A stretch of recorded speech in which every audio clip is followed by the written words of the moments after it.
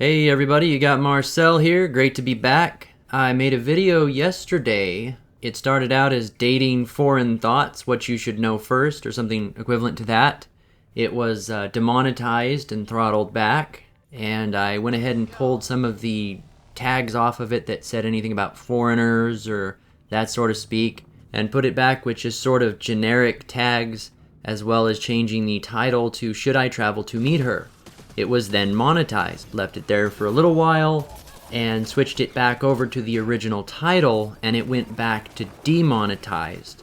I changed it back a third time to the "Should I Travel to Meet Her?" and it went monetized again. So pretty much officially we're not allowed to label videos in anything involving either foreigners or thoughts. I don't know what part it was, but I learned something with that. I am not allowed to talk about dating foreigners. Unless, of course, the algorithm gods have learned what thoughts are. I guess that's possible. Anyways, hopefully you guys didn't get spammed by too many of the same video yesterday. This morning, I'm going to be discussing the importance and effects of novelty in relationships, and whereas the effect it can have on both genders differently. Have you ever had a woman say to you that you're boring? Or that you got boring after the relationship had an opportunity to settle? Initially, everything is fantastic when a relationship starts, or really good at least, and over time it gradually tapers off, and there comes a point where there isn't as much interest.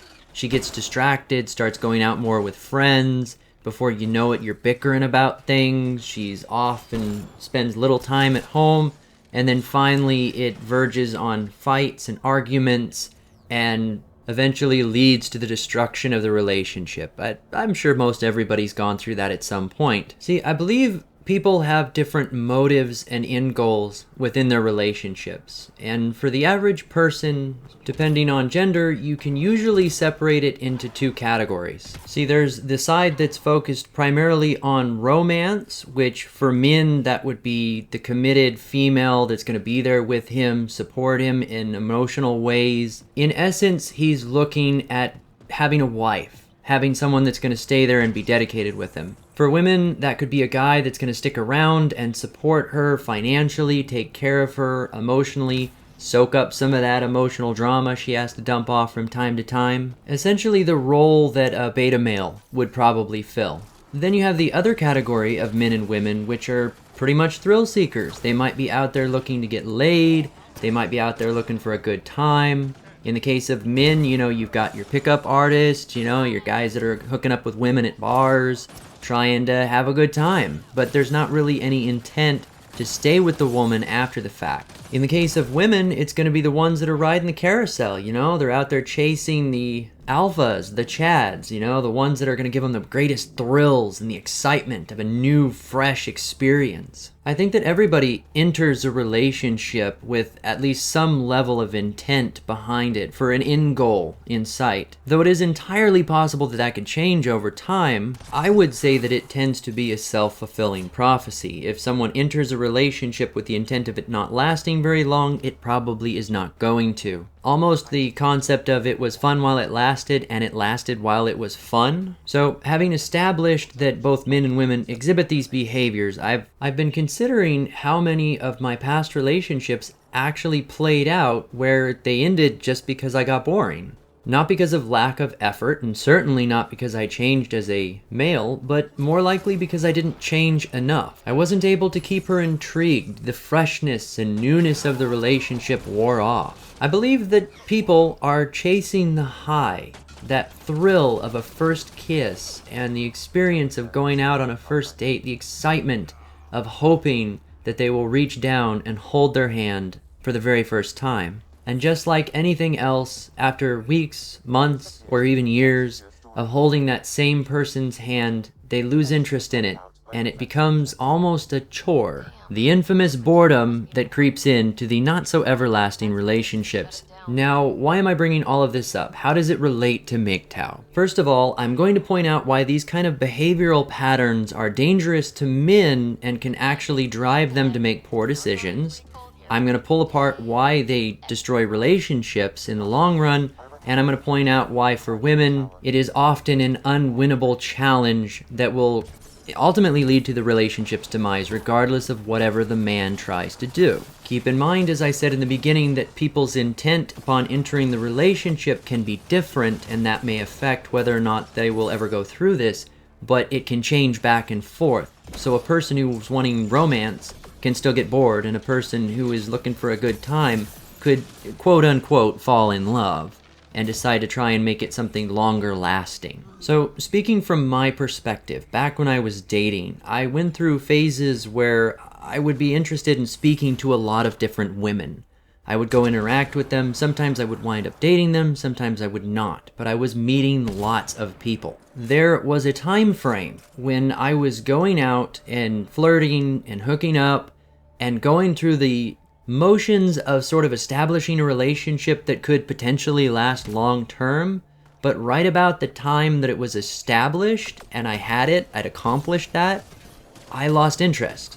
And I started already moving on to the next person that piqued my interest. Now, certainly that wasn't very appreciated by the women I was dealing with, but let's be honest here, they do that to men all of the time. Turnabout's fair play, right? The thing was, looking back on it, I was interested in the nervous, excited feeling of that first kiss. In myself, I was striving for the challenge, the chase, the intellectual pursuit, convincing this woman that I met that it's a good idea to be in a romantic relationship with me. At some point, I simply lost interest. It's not due to any lack of endearment or appreciation for who they were. The thrill just wore off. Not to mention, there's a point in the relationship where there's a switchover, where the guy is no longer expected to just be around and as a boyfriend, and he becomes something of a provider / hey, you need to come fix my plumbing kind of boyfriend. I mean, one minute you're having a romantic trek through the park and just enjoying each other's company, and the next minute you're getting yelled at that some bill's not paid.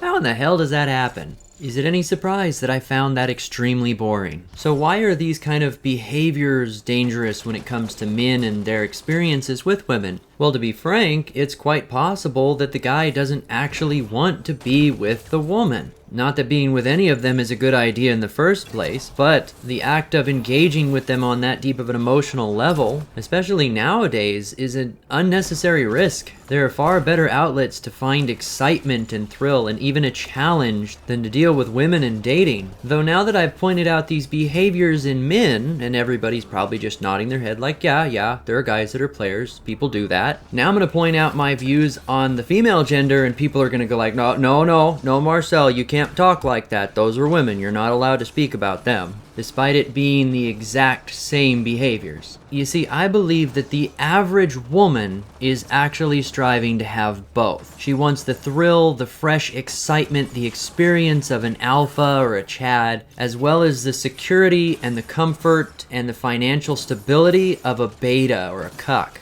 To feel as if she's getting everything she deserves, she's got to balance both of them. And it is virtually impossible for a man to actually fill both of those roles at the same time. Dedicated, stable, consistent guys are simply boring. And even if you would argue that they can still bring excitement and interest into the relationship, even that becomes repetitive because it's coming from their perspective. Eventually they're going to want something fresh and new. The male equivalent of this would be like the 7-year itch, so I'm pointing out both sides to it. At some point, inevitably, the woman is going to start chasing after something more exciting. Conversely, or on the other side of this, if the guy is filling the exciting, interesting, kind of a spur-of-the-moment role, then the relationship is almost guaranteed to be doomed from the start, and is never going to have any sustainability because she's kind of on her own. He's just there for the excitement, and that's going to be really short-lived. It's only going to stay interesting for so long. Even if he's willing to change himself, which, by the way, kind of makes him look like a cuck anyway,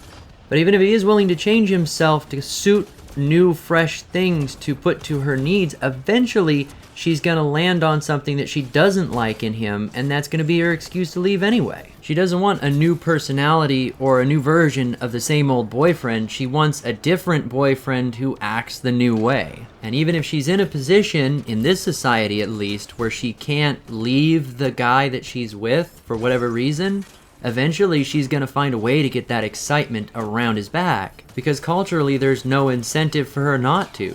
For men there is. You guys get crucified if you cheat and you get caught, especially if there's marriage or children involved, but the women can do whatever they want. Geez, I mean, if I could go back to my younger years with the knowledge I have today to recognize what type of relationship I was getting in when I got in it, you know how much pain it would have saved me? So many expectations that would have never shattered. A big part of that understanding, though, may have come from me sitting down and really just kind of analyzing myself as to why I was dating the woman in the first place. Is she someone different? Am I just attracted to her physically? Do I have intentions of making it a long-term relationship? What are my end goals? Of course, nobody really sits and processes those things, especially not in youth. They just want to tackle the first person that shows interest in them that's halfway decent looking. Nonetheless, the same behavioral patterns that were in me in my youth are still present, at least in my mind frame today, on a subconscious level. They still exist. Even now today, I'm still looking for something new, something exciting, and those behaviors can cause me to impulsively make decisions that I wouldn't have otherwise. A job I might not want to take, except for the pretty women that work there. A conversation that makes me late for class. The human mind has the remarkable ability to acquiesce to almost any situation, to adapt to whatever a person is going through. It has the remarkable ability of allowing a person under duress or in a very uncomfortable environment to become comfortable, to get complacent, to find a level of sanity in some abstract reality that they otherwise would be very uncomfortable in. But that same adaptability allows them to also stop enjoying things that would have originally brought them even extreme levels of happiness. Think of your favorite song and how many times you heard it on the radio until you absolutely hated it. See, the truth is that no song sounds amazing forever. The more you hear it, eventually it's gonna suck. But it sure doesn't feel that way when you're jamming out to it driving down the highway. Relationships are the same way, and women see men as a good song on the radio when they're with them. Now, I suppose it's possible for a man to enter a modern relationship and still be happy when she starts nagging him about stuff and all the problems happen and she's cheating on him. He may still be happy. But more likely, he just adapts to it slowly over time. Meanwhile, society keeps him in line. Furthermore, it's possible that a woman could be content with a boring boyfriend that's steady and dependable, or a boyfriend that mostly appealed for his interesting, exciting nature, but then accepts it when he loses all of that after a little short period of time. For some reason, proceeds to never seek out another guy in the same exciting way again. But I seriously doubt it. As a summary of all of this, since a guy can't both be an alpha and a beta effectively and fill both of those roles in the woman's life, there is absolutely no point in trying. Given the context of the way women treat even the alphas, I wouldn't want to be either one. So as they say, just go MGTOW. Anyway, I hope that was interesting. If you guys enjoy my discussions, like, subscribe, maybe share. I have links to my other channels down below. Until next time, this has been Marcel.